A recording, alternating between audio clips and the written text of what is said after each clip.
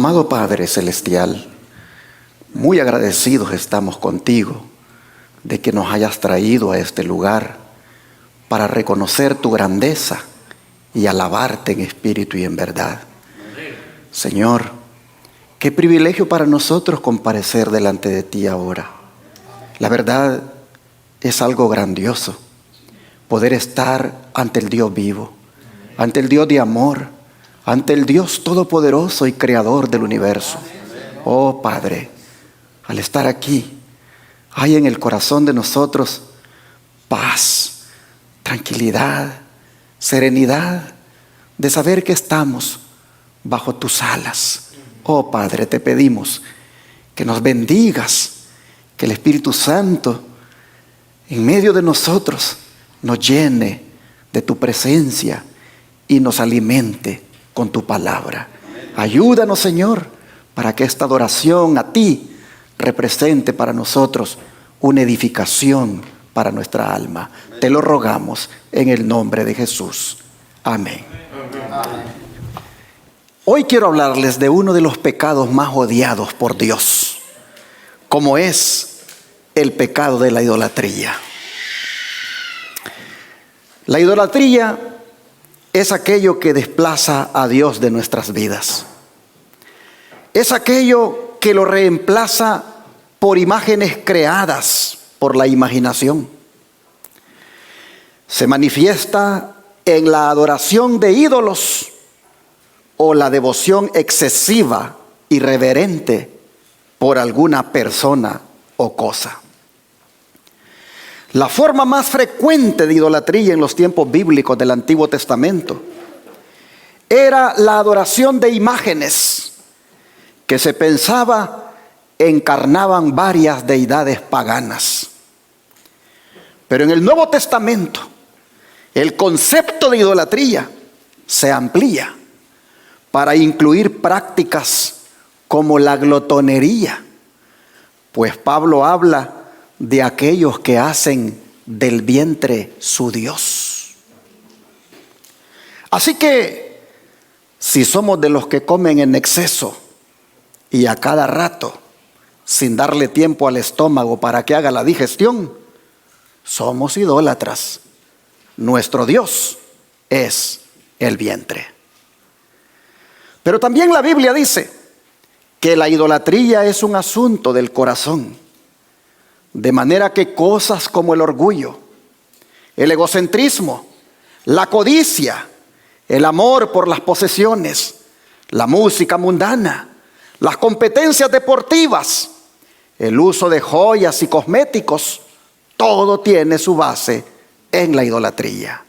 En la idolatría del yo, pecado que Dios aborrece. Por eso es prohibida la idolatría en los primeros 2 mandamientos de la ley de Dios, del Decálogo. Ante todo esto, el apóstol Pablo dice en 1 Corintios 10, versículo 14, lo siguiente. 1 Corintios 10, versículo 14.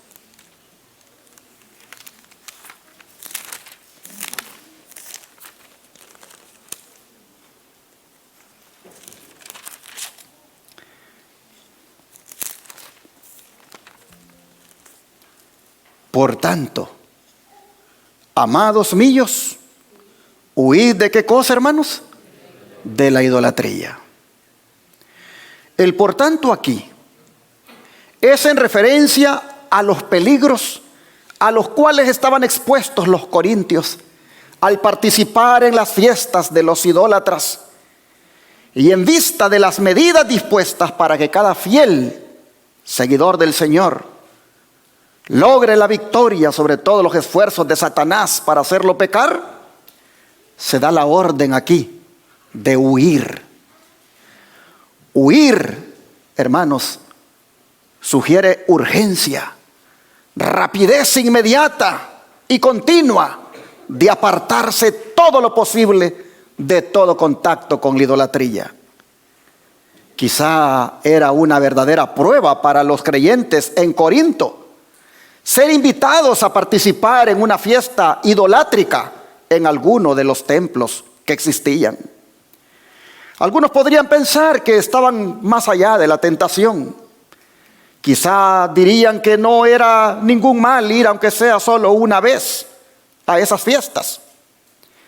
Pero el inspirado consejo del apóstol Pablo es, ¿qué cosa, hermanos?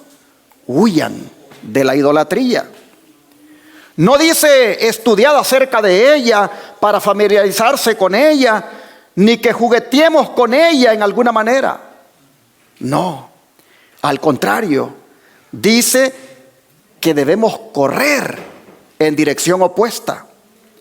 No debe haber ninguna transigencia con cualquier práctica relacionada con los ídolos. Ahora yo les pregunto, ¿serán aplicables para nosotros también las palabras del apóstol Pablo? Amén. Es decir, ¿debemos huir nosotros también de la idolatría, hermanos? Amén. Sin duda que sí.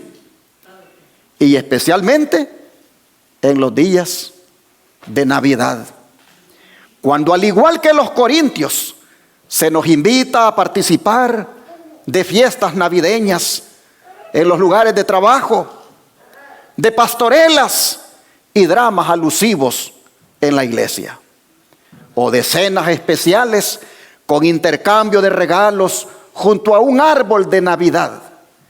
En este caso, la Biblia dice, debemos huir. Pero un momento, dirá alguien, ¿no le parece que está siendo demasiado extremista al equiparar la fiesta de Navidad con la idolatría?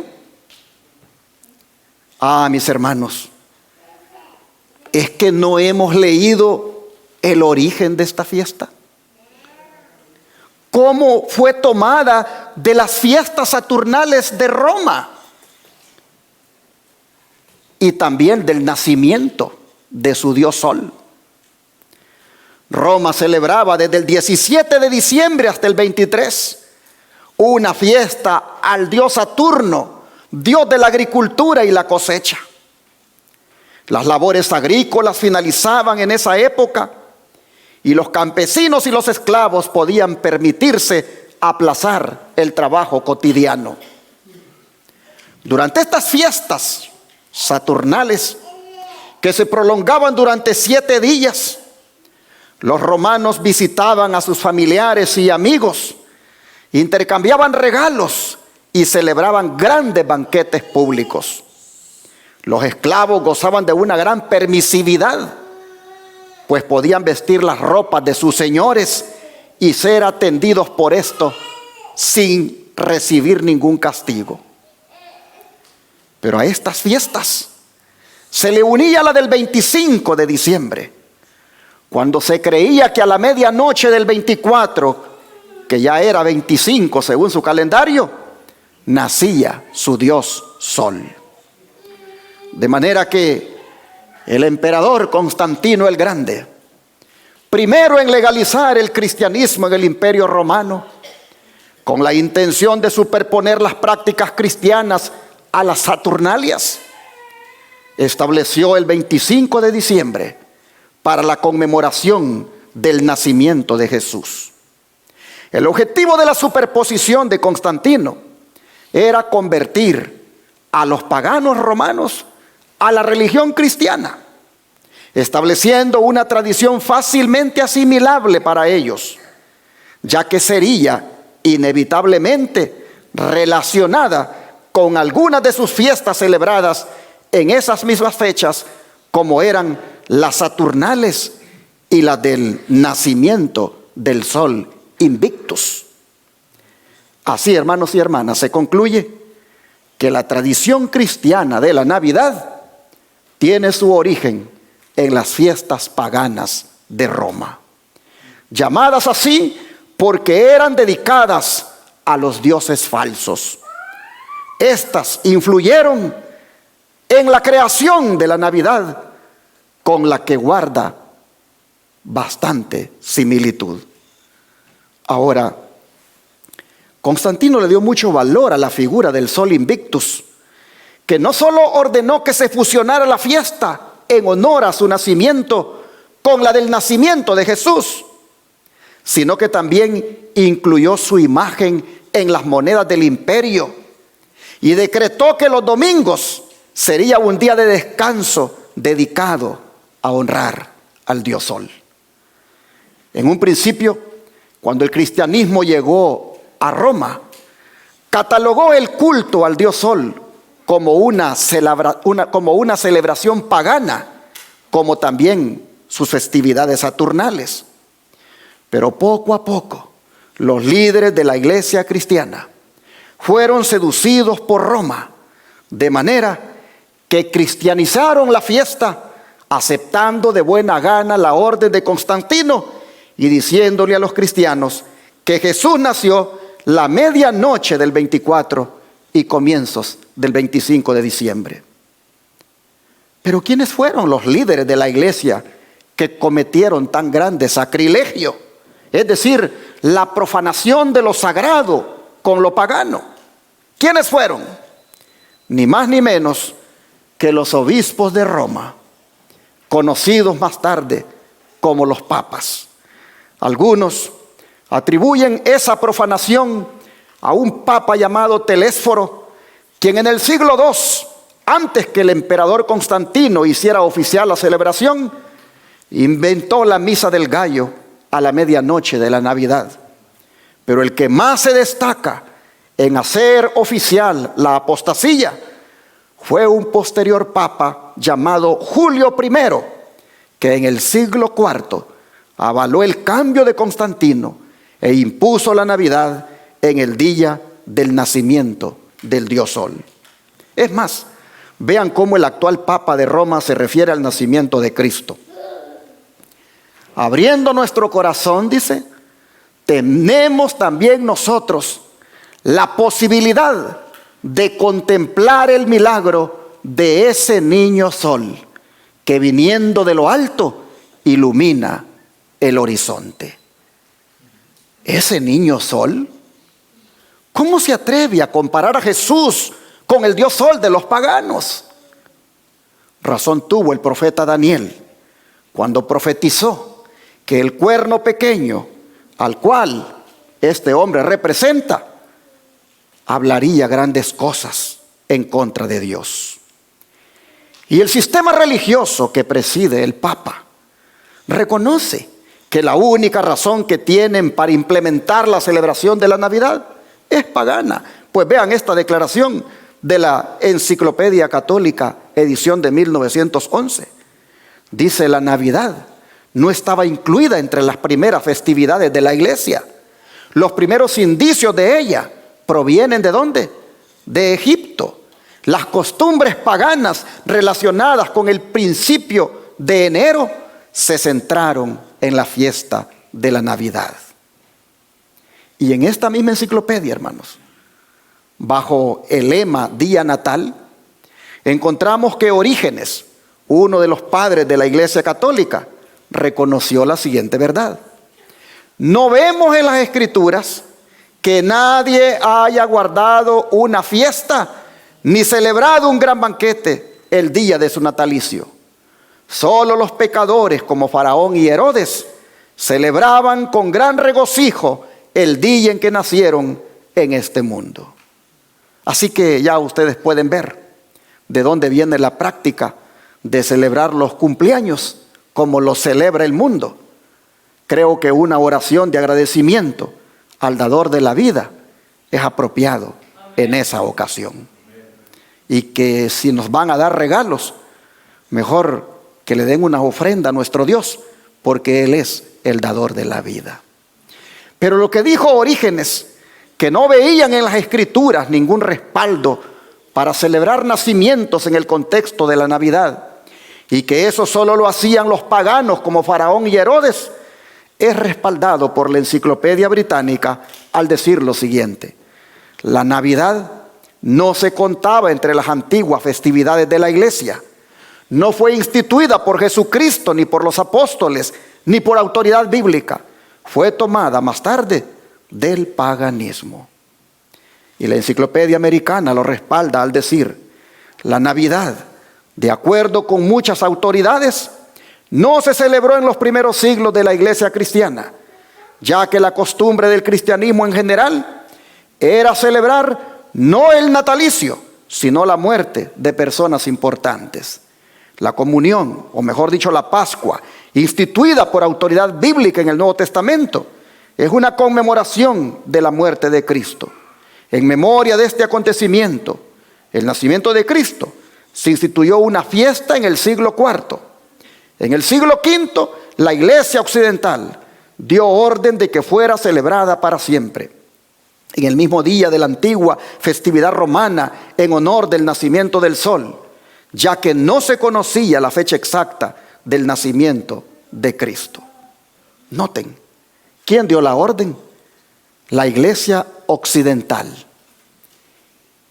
Esta dio la orden que se celebrara la Navidad en la misma época cuando los paganos celebraban al dios Sol. Pero ¿quién es la Iglesia Occidental? ¿Acaso no se le conoce así a la Iglesia Católica?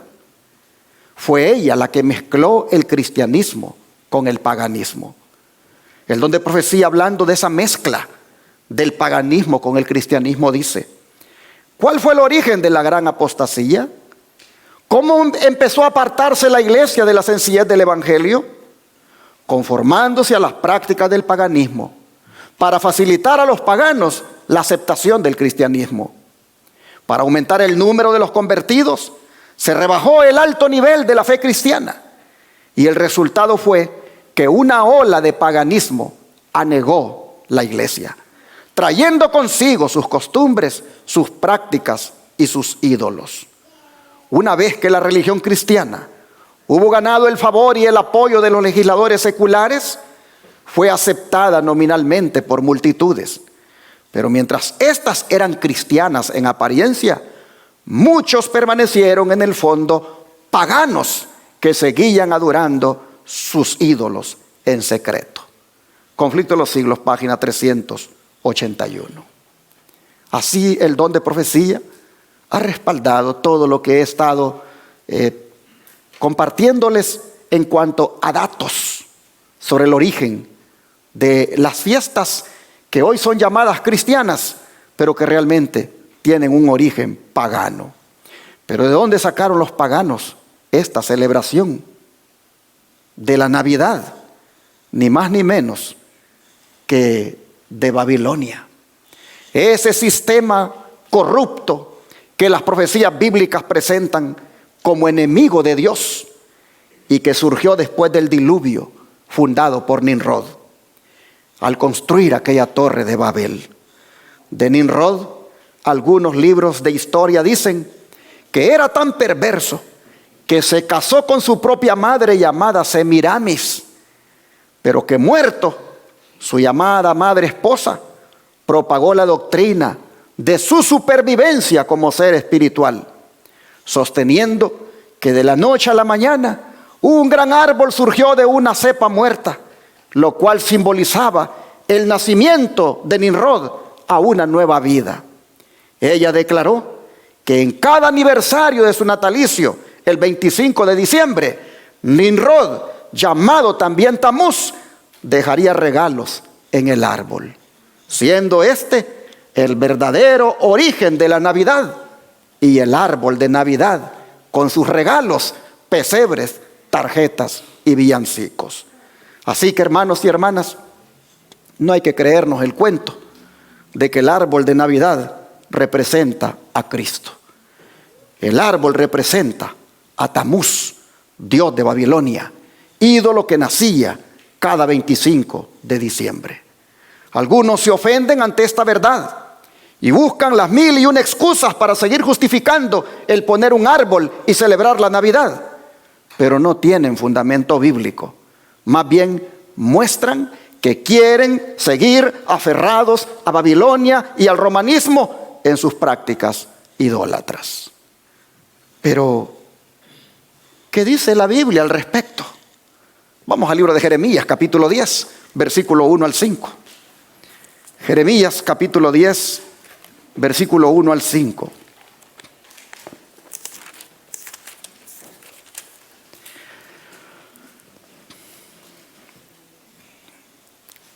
Oíd palabra que Jehová ha hablado sobre vosotros, oh casa de Israel.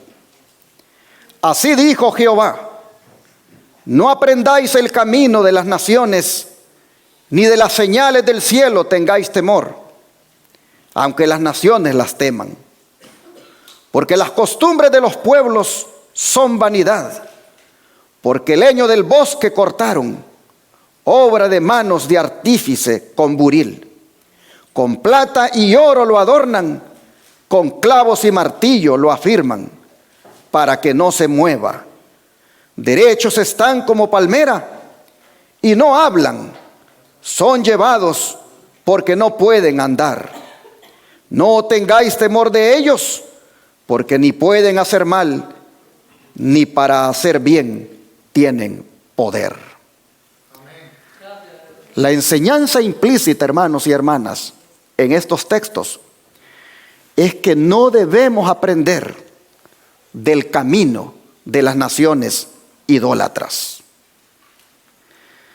Pregúntate, hermano, ¿por qué tuvo la iglesia cristiana de Roma que adoptar las costumbres paganas del imperio en cuanto a la celebración de la Navidad? ¿Acaso no sabían que eso venía de Babilonia y Egipto, naciones abiertamente idólatras? Jeremías nos dice aquí que es babilónica la práctica de cortar un árbol y adornarlo. Y es posible que hoy no lo adornen para adorarlo, pero el trasfondo, hermanos, es el mismo. Es idolatría. Y todavía meterlo adentro de un templo, dicho árbol, eso es meter el paganismo. Y no falta quien aparezca como todo un exégeta diciendo que aseverar lo que acabo de decir es sacar el texto de su contexto. Pero la enseñanza en él es: no aprendan de las naciones paganas, no participen de su idolatría. Pero si queremos algo más claro, ¿qué les parece este texto, hermanos? Ese que está en la pantalla, Deuteronomio 16:21. No plantarás, dice, ningún árbol para acera cerca del altar de Jehová tu Dios que tú te habrás hecho. Deuteronomio 16:21. No plantarás ningún árbol para acera cerca del altar de Jehová tu Dios. ¿Quién era Acera? Era la diosa de los paganos cananeos y esposa del dios Baal, la cual era simbolizada por un árbol. Y Dios no quería que se metieran árboles en el lugar de adoración. Hermanos y hermanas, ¿y cuál es el gran mal entonces que hacen las personas al celebrar la Navidad ahora con todos esos árboles y símbolos? El gran mal, hermanos, es que ellos están dedicando esta fiesta en honor ¿a quién? A Jesús. ¿Y qué hay de malo? Dicen. ¿Acaso no es un bonito gesto de parte de nosotros para Él?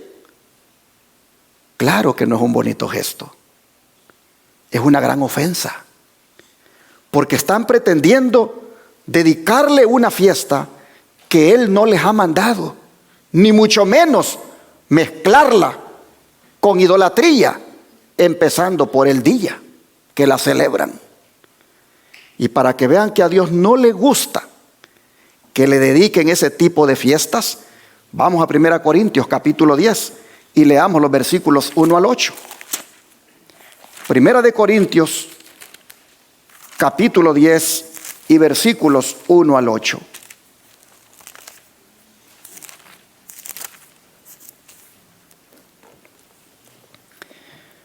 Porque no quiero, hermanos, que ignoréis que nuestros padres todos estuvieron bajo la nube y todos pasaron el mar.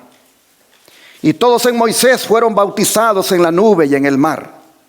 Y todos comieron el mismo alimento espiritual. Y todos bebieron la misma bebida espiritual, porque bebían de la roca espiritual que los seguía, y la roca era Cristo.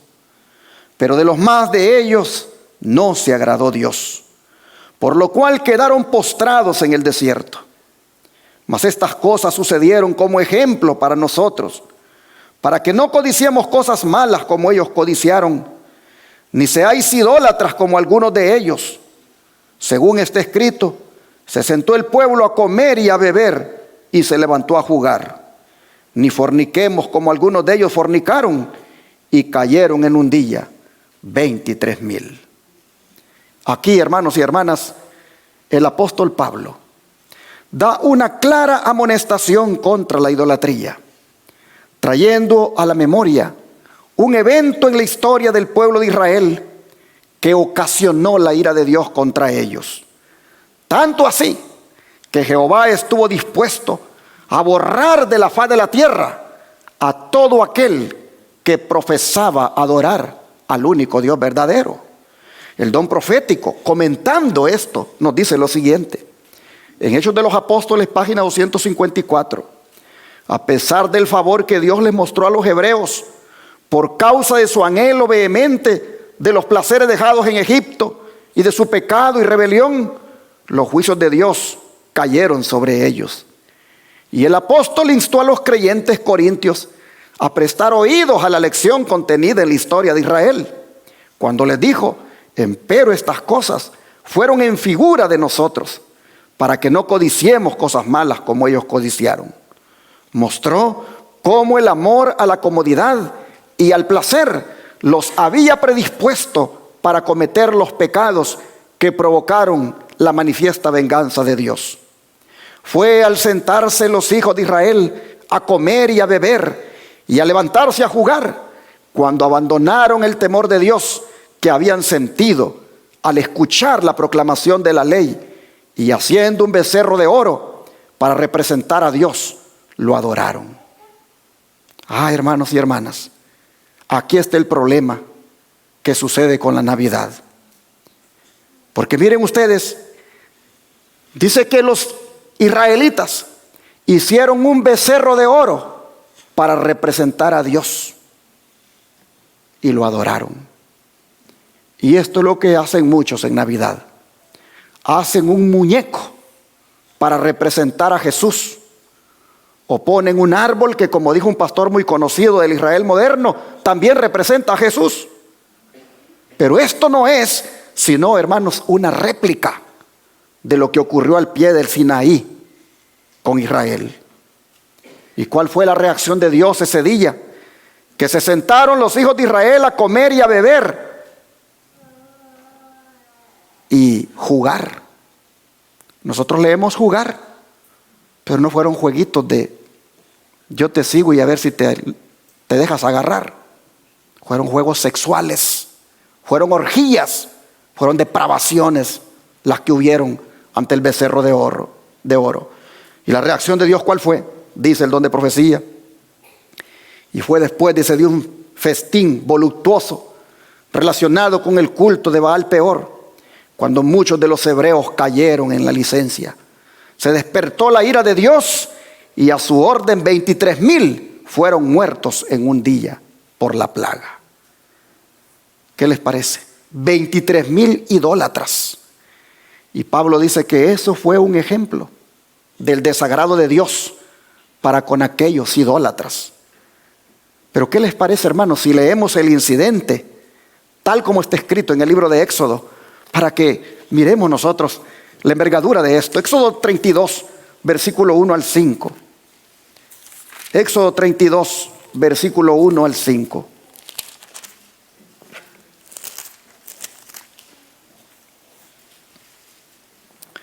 Dice la escritura: viendo el pueblo que Moisés tardaba en descender del monte, se acercaron entonces a Aarón y le dijeron: levántate, haznos dioses que vayan delante de nosotros, porque a este Moisés, el varón que nos sacó de la tierra de Egipto, no sabemos qué le haya acontecido. Y Aarón les dijo: apartad los zarcillos de oro que están en las orejas de vuestras mujeres, de vuestros hijos y de vuestras hijas, y traédmelos. Entonces todo el pueblo apartó los zarcillos de oro que tenían en sus orejas y los trajeron a Aarón. Y él los tomó de las manos de ellos y le dio forma con buril e hizo de ello un becerro de fundición. Entonces dijeron: Israel, estos son tus dioses que te sacaron de la tierra de Egipto. Y viendo esto, Aarón edificó un altar delante del becerro y pregonó a Aarón y dijo: mañana será fiesta para Jehová. Hermanos, fiesta para Jehová. Armonizar el culto al verdadero Dios con el Dios toro, Apis de los egipcios. Hermanos, ¿cómo se parece Aarón aquí a los Aarones modernos de hoy, que le permiten al pueblo celebrar Navidad para recordar a Jesús, cuando es a un ídolo, el dios Sol, al que le celebran fiesta? Pero ¿saben lo que es lamentable? Que el pueblo que se hace llamar el pueblo remanente, el Israel moderno, depositario de la santa ley de Dios, viole los primeros 2 mandamientos de ella, que prohíben la idolatría. Vamos a leer esos 2 mandamientos. Éxodo capítulo 20. Éxodo 20, versículo 3.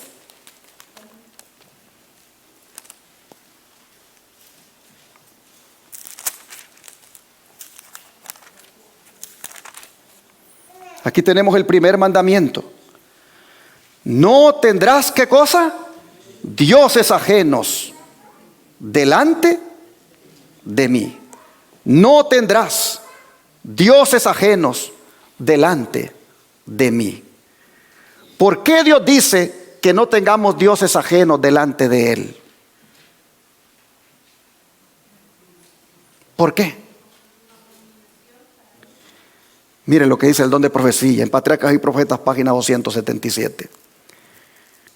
Jehová el Eterno es el que posee existencia propia, el no creado, el que es la fuente de todo y el que lo sustenta todo. Es el único que tiene derecho a la veneración y adoración supremas. Se prohíbe al hombre dar a cualquier otro objeto el primer lugar en sus afectos o en su servicio. Cualquier cosa que nos atraiga y que tienda a disminuir nuestro amor a Dios, o que impida que le rindamos el debido servicio, es para nosotros un Dios. Por esto es que Dios no quiere dioses ajenos delante de Él, porque solamente Él tiene derecho a ser venerado y adorado.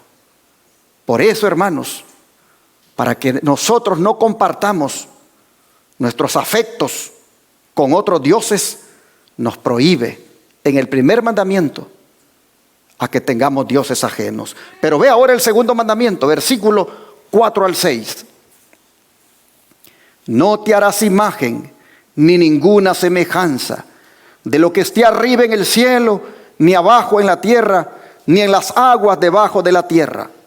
No te inclinarás a ellas ni las honrarás, porque yo soy Jehová tu Dios, fuerte, celoso, que visito la maldad de los padres sobre los hijos hasta la 3ª y 4ª generación de los que me aborrecen, y hago misericordia a millares, a los que me aman y guardan mis mandamientos. ¿Cómo dice Dios que se siente cuando nosotros vamos tras los ídolos? Celoso. Pero ¿no hemos leído nosotros que el celo es pecado? Es que el celo de Dios no es movido por la envidia, como es el celo del ser humano.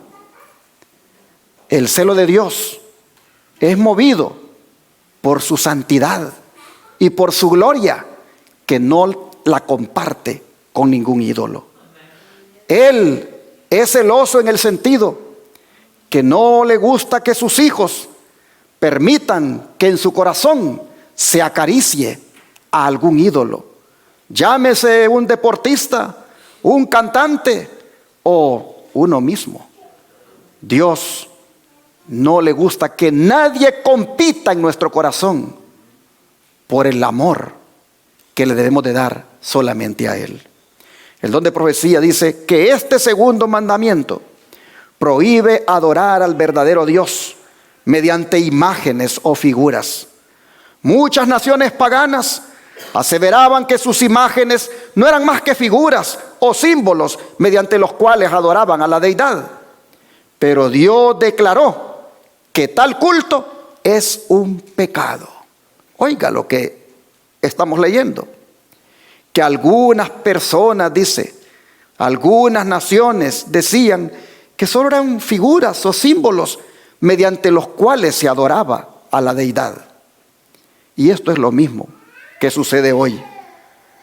Si se está adorando a Jesús con villancicos navideños o con pastorelas en Navidad, somos transgresores, hermanos, del segundo mandamiento, porque lo estamos haciendo mediante un día pagano y por medio de dramatizaciones paganas. Sigue diciendo, el tratar de representar al Eterno mediante objetos materiales degrada el concepto que el hombre tiene de Dios. La mente apartada de la íntima perfección de Jehová es atraída hacia la criatura, más bien que hacia el Creador. Y el hombre se degrada a sí mismo en la medida en que rebaja su concepto de Dios. Patriarcas y Profetas, página 278.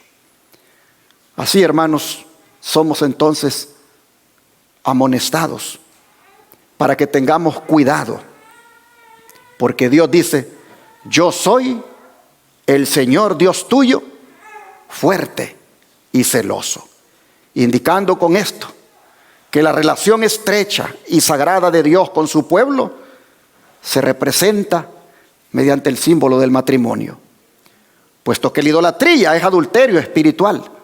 El desagrado de Dios bien puede llamarse celos también.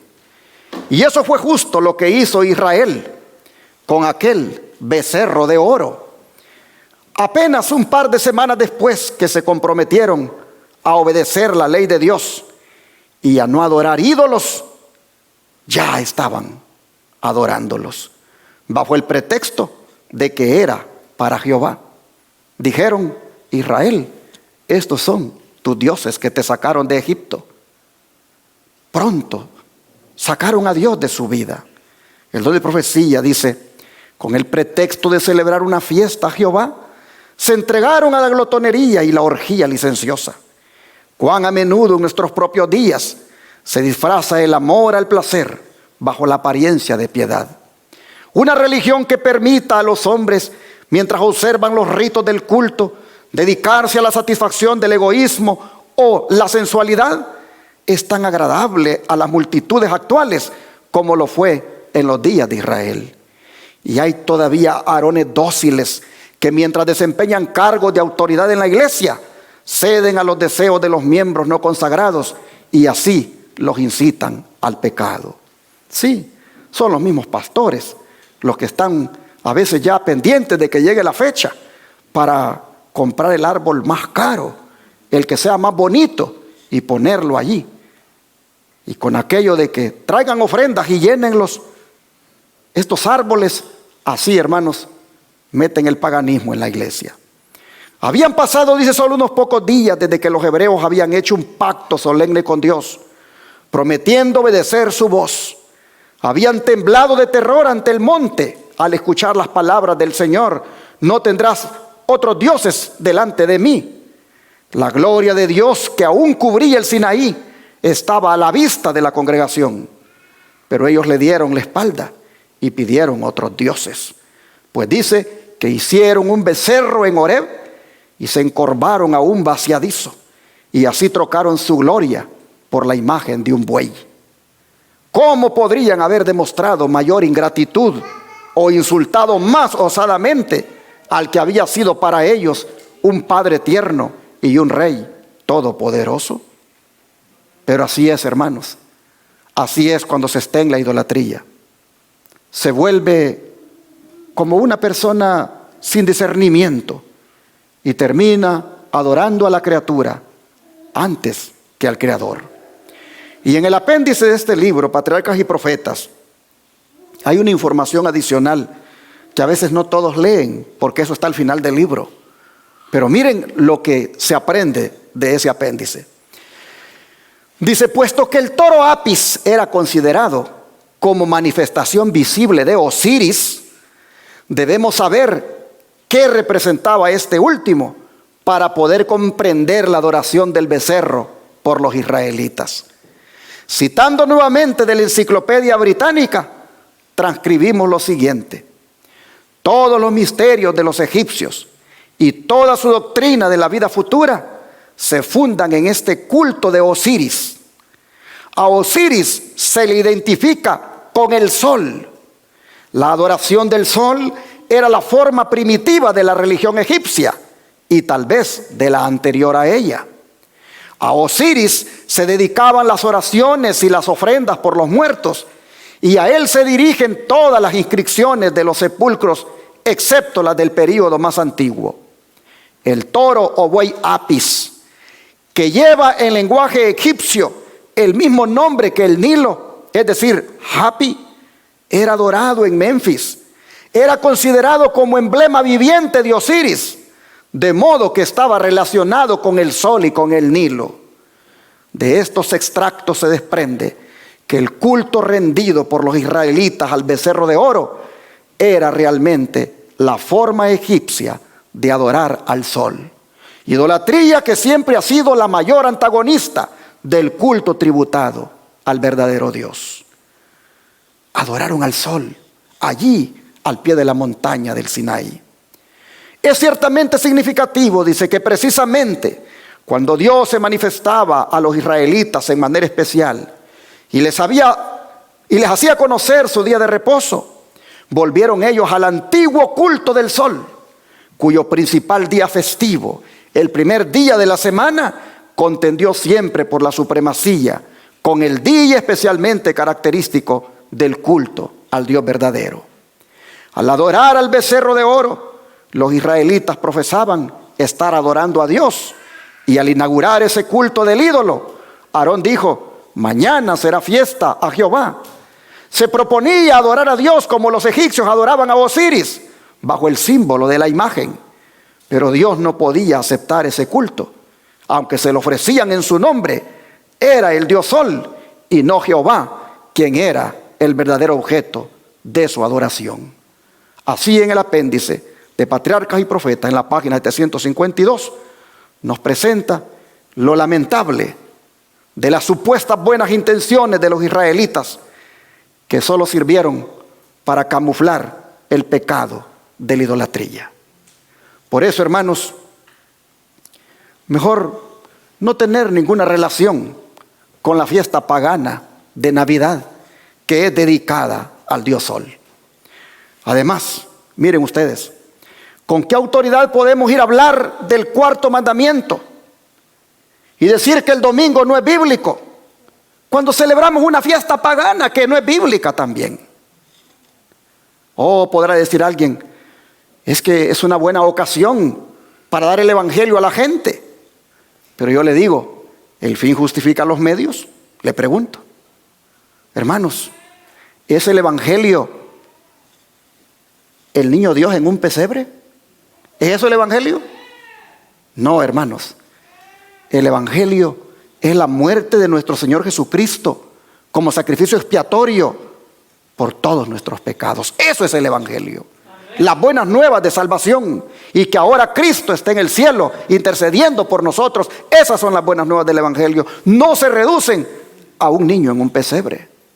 Así que si quieres dar el evangelio, dalo en otra ocasión, menos en esta, porque lo único que hace es camuflar tu paganismo que llevas dentro.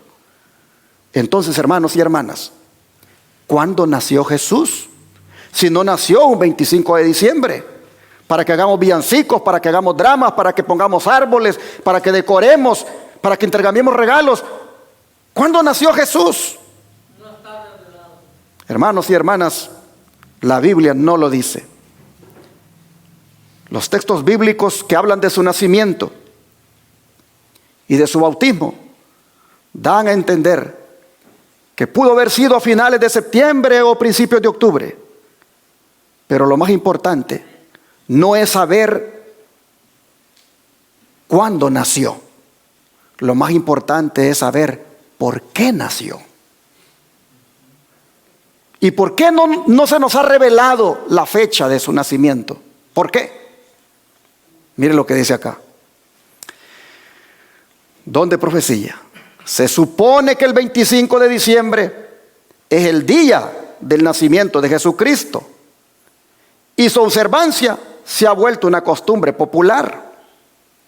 Pero aún así, no hay seguridad de que estamos guardando el verdadero día del nacimiento del Salvador. La historia no nos da seguridad de eso. La Biblia no nos da la fecha exacta.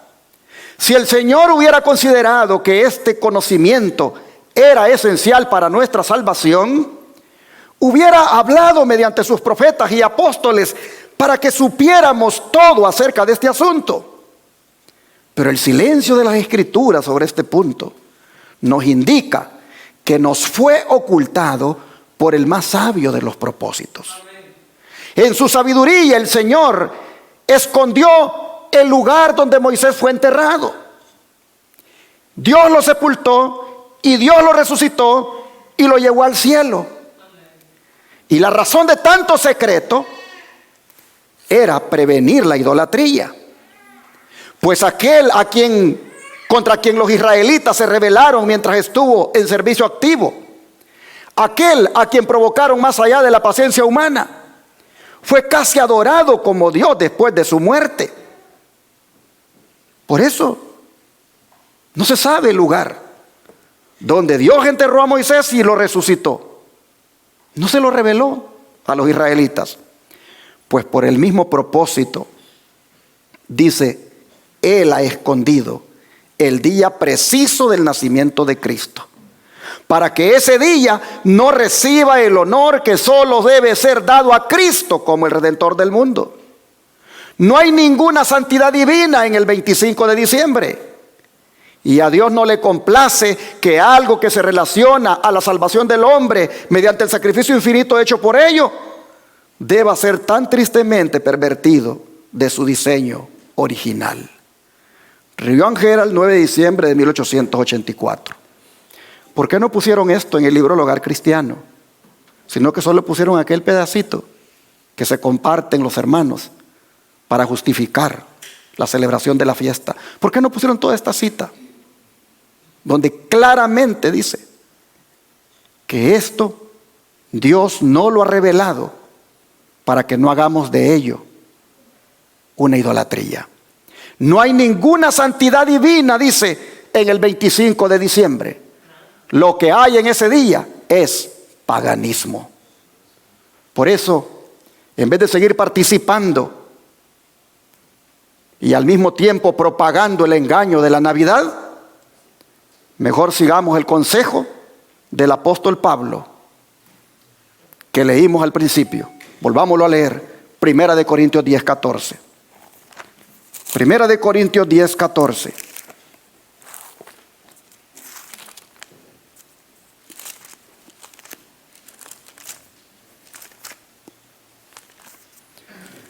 Dice la Escritura: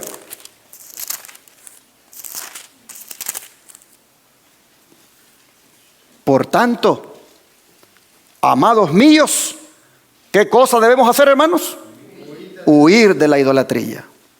Miren con qué ternura nos habla Pablo. Amados míos, huyan de la idolatría. Hermanos, huyamos de la idolatría.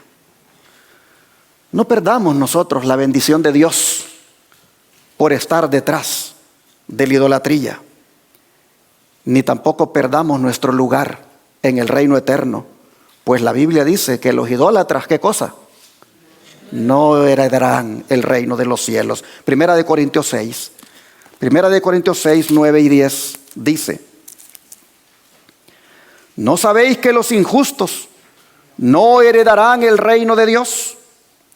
No erréis, ni los fornicarios, ni los idólatras, ni los adúlteros, ni los afeminados, ni los que se echan con varones, ni los ladrones, ni los avaros, ni los borrachos, ni los maldicientes, ni los estafadores heredarán el reino de Dios.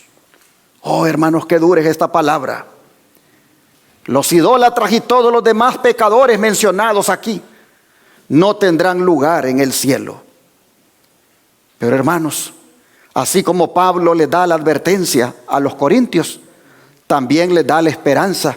Pues miren el versículo 11 de aquí mismo. Versículo 11. Y esto dice: erais algunos, mas ya habéis sido lavados, ya habéis sido santificados, ya habéis sido justificados en el nombre del Señor Jesús y por el Espíritu de nuestro Dios. Amén, hermanos. Qué cosa más hermosa. Los miembros de la iglesia de Corinto habían sido idólatras una vez, habían adorado falsos dioses, habían inclinado la rodilla a los ídolos. Sin embargo, Pablo puede decir que eso era en su pasado. Habían aprendido lo que todos debemos aprender: que en Cristo somos nuevas criaturas y que las prácticas idólatras deben quedar atrás. Vean cómo lo dice el apóstol Pedro en su primera carta, capítulo 4. Primera Pedro 4, versículos 1 al 5. Primera Pedro 4, versículos 1 al 5. Dice: puesto que Cristo ha padecido por nosotros en la carne, vosotros también armaos del mismo pensamiento. Pues quien ha padecido en la carne, terminó con el pecado, para no vivir el tiempo que resta en la carne conforme a las concupiscencias de los hombres, sino conforme a la voluntad de Dios.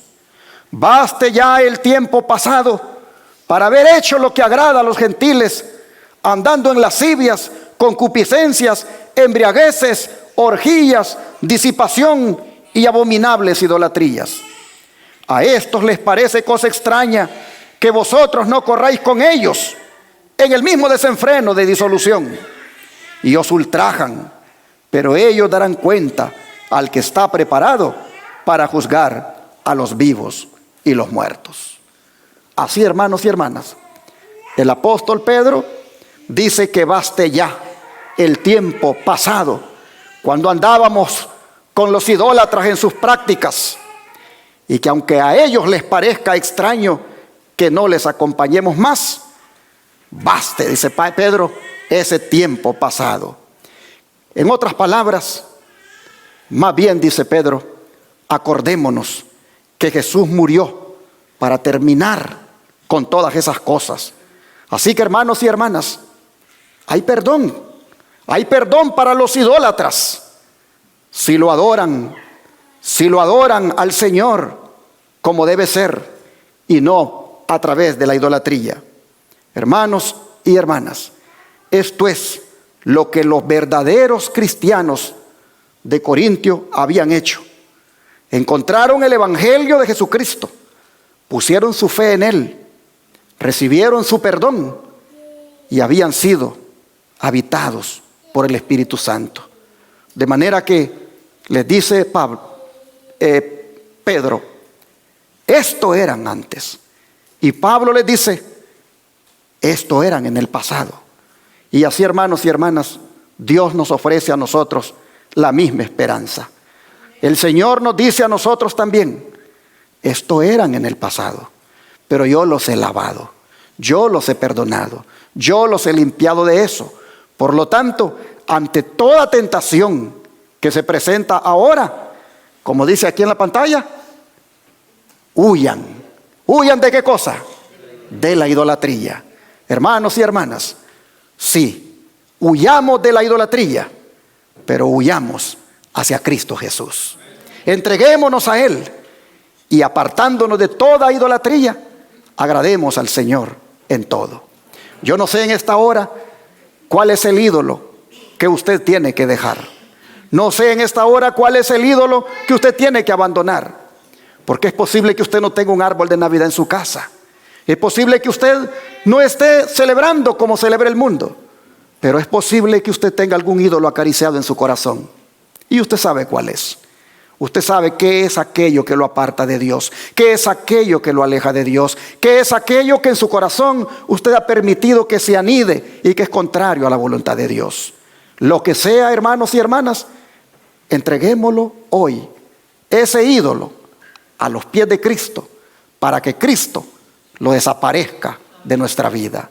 Entreguémonos al Señor, desarraiguemos de nosotros toda idolatría, llámese joyas, llámese cosméticos, llámese egoísmo, llámese orgullo, llámese música mundana, llámese competencias deportivas, llámese, hermanos, todo aquello que uno le dedica tanto tiempo que no tiene tiempo para Dios.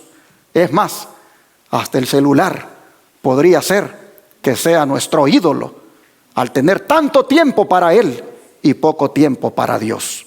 Como dice Pablo, huyamos de la idolatría, pero huyamos a Cristo Jesús. Que Dios les bendiga.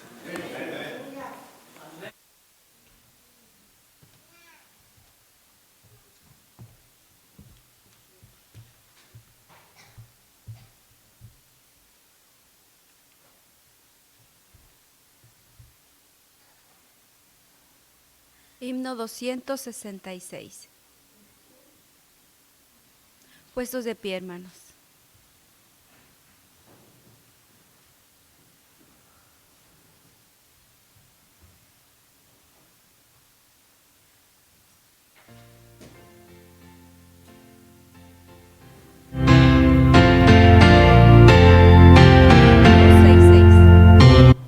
Dos,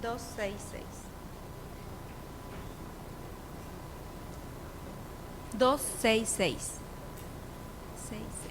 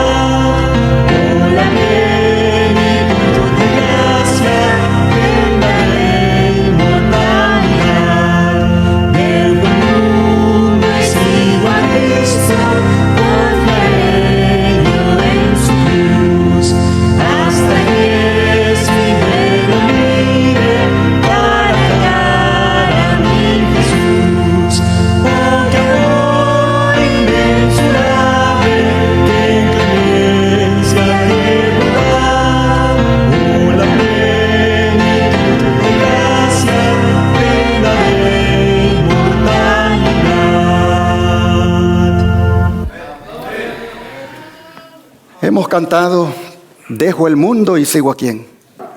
A Cristo. ¿Por qué debemos dejar al mundo? Porque el mundo pasa y sus deseos. Y cuando el mundo pase y sus deseos, todos los que amen el mundo y estén involucrados en todas las actividades mundanales desde el punto de vista pecaminoso, por supuesto, también pasarán. Pasarán en el sentido de que van a ser destruidos con el mundo. Así que como el himno dice, dejo el mundo y sigo a Cristo, bueno es que en esta hora, al arrodillarnos, hagamos esa decisión de abandonar el mundo. Cada uno de nosotros sabe hasta qué punto el mundo lo tiene arraigado en su vida, hasta qué punto ha transigido con el mundo. Oh, mis hermanos, oremos para que lo que hemos cantado sea realidad. Dejo el mundo y sigo a Cristo. Oremos.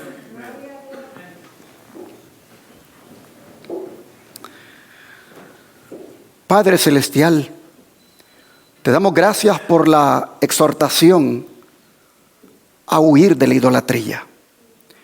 Al habernos mostrado en tu palabra y en el don de profecía lo que tú consideras idolatría. Y al ver, Señor, cómo en alguna manera nos hemos relacionado con ella o nos estamos relacionando con ella, hoy, Señor, reconocemos el grave pecado que cometimos o el grave pecado en el que estamos. De tal forma, Señor, que hemos cometido esa profanación de tu nombre santo al mezclar lo tuyo con lo mundano. Por eso ahora, reconociendo el pecado, venimos a ti y te pedimos perdón. Perdona, Señor, por los tiempos de la ignorancia en los cuales andábamos. Gracias porque de todas esas cosas tú nos has lavado con tu sangre. Gracias porque de todas esas cosas tú nos has perdonado. Pero no valdría, Señor, la pena todo lo que has hecho si nosotros continuamos arraigándonos, aferrándonos al mundo. Por eso te pedimos que nos ayudes para que completamente eliminemos el mundo de nuestra vida. Señor, tú sabes muy bien en qué cosas somos débiles, en qué áreas el mundo ha penetrado tanto en nosotros. De manera que te rogamos que nos ayudes para desarraigar el mundo y sus vanidades de nuestro corazón. Y cuando se trata de estas fiestas paganas, danos el discernimiento y la valentía para negarnos a participar y mantenernos así como ese pueblo peculiar que no mezcla lo pagano con lo cristiano, sino que se mantiene puro en lo que la palabra ha enseñado. Señor, te rogamos que nos ayudes para lograr la victoria sobre todo ídolo que haya en nosotros. Te pedimos esto en el nombre de Jesús. Amén.